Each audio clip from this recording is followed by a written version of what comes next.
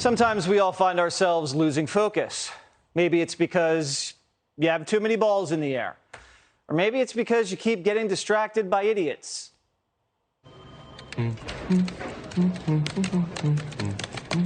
Seriously, stop humming, okay? This isn't accounting or wherever the hell you and your little pocket calculator were transferred from.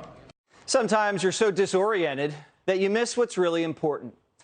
That's what's happening right now in America. Our president and the rest of the Democratic Party have their priorities all wrong. In a new Fox poll, 41% of potential voters said inflation is their most important concern, with no other issue even coming close. And if you ask Joe Biden and the Democrats, they'll tell you inflation is their top priority. And I've said many times, tackling inflation is my #1 priority.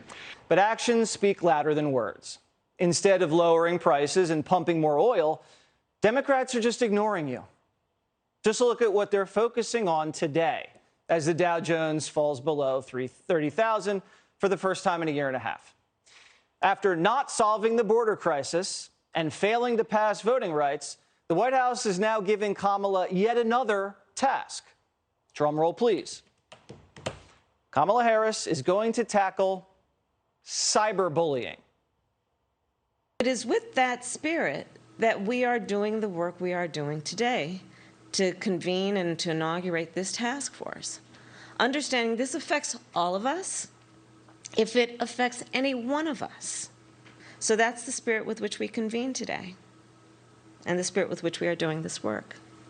Well, whatever Kamala was just trying to say, that won't lower inflation.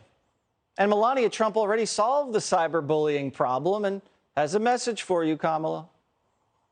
We can and should be best. Stop plagiarizing the First Lady. And while Kamala is busy dealing with mean 13-year-olds, we'd rather have her deal with MS-13. But that's never going to happen. The rest of the party is focused on their favorite topic, January 6th. We don't just do one thing around here. We take an oath to protect and defend the Constitution of the United States. We do that every day. The manifestation of it now is the January 6th committee, and I'm very proud of how they have conducted themselves. But we never take our eye off the ball of the kitchen table issues for America's working families. What unifies Democrats the most is our concern for America's working families. We're here for the kitchen table, not the boardroom table. Boardroom table, gouge. Boardroom table, exploit. The only thing Pelosi's proud of America for is the January 6th committee.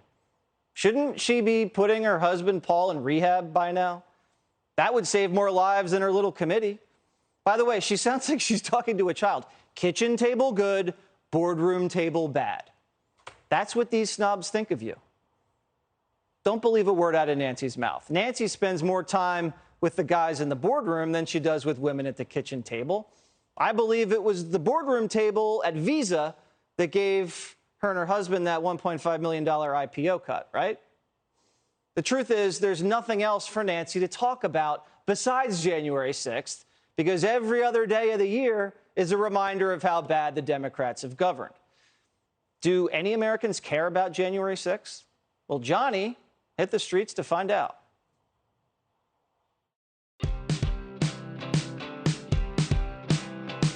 What issue facing America is most important to you right now? All the crime going on. The gas prices. The inflation is going crazy. The monkeypox. I don't think you have anything to worry about with the monkeypox. It doesn't work like that. Me trying to love a man, and the man don't love me back. I gotta put me first. I gotta put me first. I gotta put me first, Lucian. How specifically are these issues affecting your daily life? I've been taking more public transportation than driving my car. Now I definitely would rather just walk anywhere I need to get to. I have to find another job, unfortunately. If you don't feel safe, you really can't do nothing. You feel me? I feel you. I feel you, dog. How about all these hearings? What hearings are you speaking about? Hearings? What do you mean hearings? Like hearings and like everybody's thoughts. I can read your mind. Oh, my hearing is all right. It's good. It's all right. Yeah. Can you hear me now? Good. What hearings? The January 6th hearings? I have no idea. You've never heard of the importance of January 6th? I swear. I swear. What happened on January 6th? Am I supposed to know what happened on January 6th? You know you're not alone. I probably ate some grilled chicken and some vegetables. The Capitol riots. It was a snowstorm? It's snowing! It's snowing! How is the events of January 6th impacting your daily life?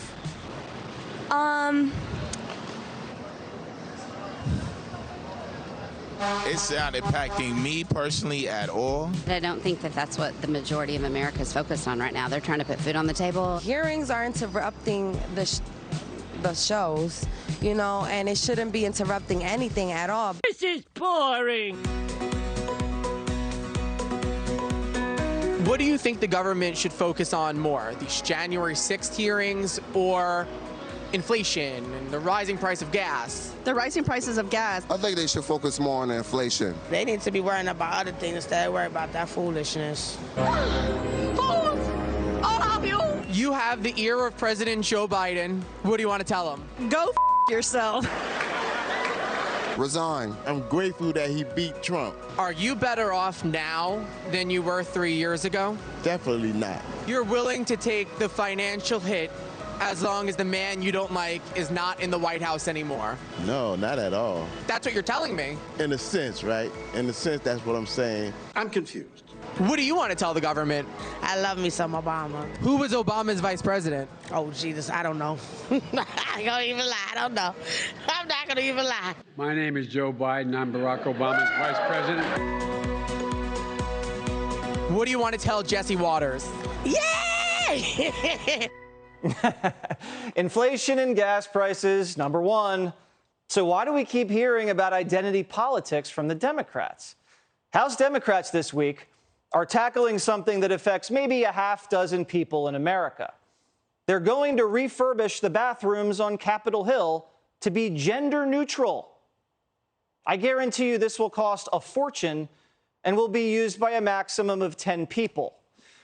So let me explain this to you. At the Capitol, they have bathrooms that say men and bathrooms that say women. This apparently is a big problem for Congress. So they will be building a third bathroom on every floor. And they will be used by people who have transitioned from male to female or from female to male, or by people that don't identify as either male or female. In other words, barely anybody will use them. So they'll be the cleanest. Therefore, I will be using them the next time I visit the Capitol. Or maybe Nancy Pelosi will use them. Give a warm drag race welcome to the Speaker of the House, Nancy Pelosi. It's my honor to be here to say to all of you how proud we all are of you. Thank you for the joy and beauty you bring to the world. Aww. Your freedom of expression of yourselves in drag is what America is all about. We don't have a problem with transgender people or transgender bathrooms, but is this really what we're focused on right now in the United States of America? Apparently it is. Here's the Michigan Attorney General. No, it's not a problem for kids who are seeking a good education. Drag queens, okay? Let me say this. Drag queens, not only are they not hurting our kids, drag queens make everything better. Drag queens are fun. Drag queens are entertainment. And you know what I'll say that was totally not poll tested?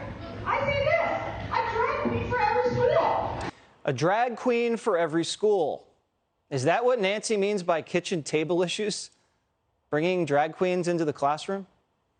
Over the past 5 years, New York City spent $200,000 in taxpayer money to have drag queens come into classes and spend time with kids as young as 3. It's happening all over the country. Democrats are so focused on identity politics, they're making it a part of elementary school curriculum. And where's Joe Biden in all of this? Well, he eased his way into the week with a nice low-stress Monday. The only thing on his schedule was signing the commission to study the potential creation of a National Museum of Asian Pacific American History and Culture Act. Got that?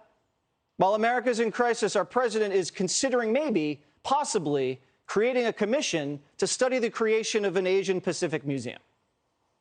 But Joe didn't stop there when it came to identity politics. He had to make sure the gay and lesbian community had his focus. This is Pride Month, which is fine. There's a month for everything. But if you're going to celebrate Pride Month, at least get the name right. I'm also proud to have signed an executive order on my first day in office to combat discrimination against LGBTQI, plus. Joe says he's defending LGBTQ rights. But next month, he's heading to Saudi Arabia to go hat in hand and beg for oil. This is a country where they stone gay people to death just for having same-sex relationships. But Joe will sell out to the Saudis for oil, rather than just play nice with oil people here in America.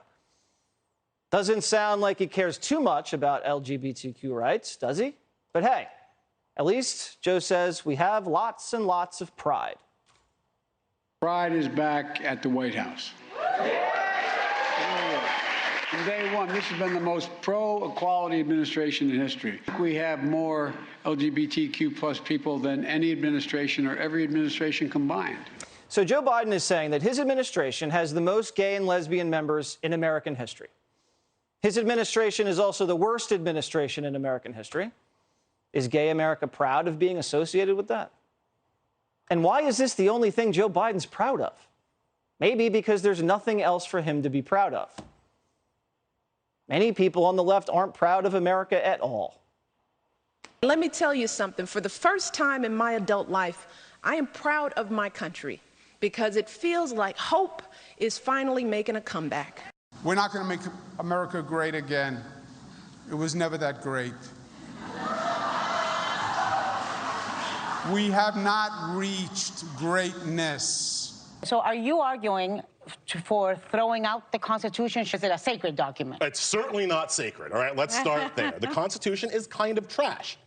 The Constitution's trash. America was never that great. The country's racist. It's unfair. We're destroying the environment. That's all you hear from these people. They're not proud of America as a whole.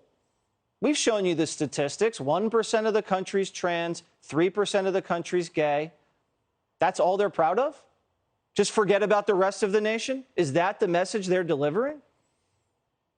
Don't you dare say you're proud of men in this country, because that's toxic masculinity. That's divisive. No one should be left behind in America. Everyone's included. But why do the Democrats keep picking winners and losers? Why do the Democrats keep denigrating people based on race or celebrating people based on sex?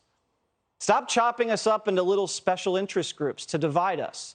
We're one nation, under God, indivisible, with liberty and justice for all. Now, can you go get to work and start dealing with the one thing that affects all of us, no matter who we want to sleep with, no matter what we look like? Inflation. Hey, Sean Hannity here. Hey, click here to subscribe to Fox News YouTube page and catch our hottest interviews and most compelling analysis. You will not get it anywhere else.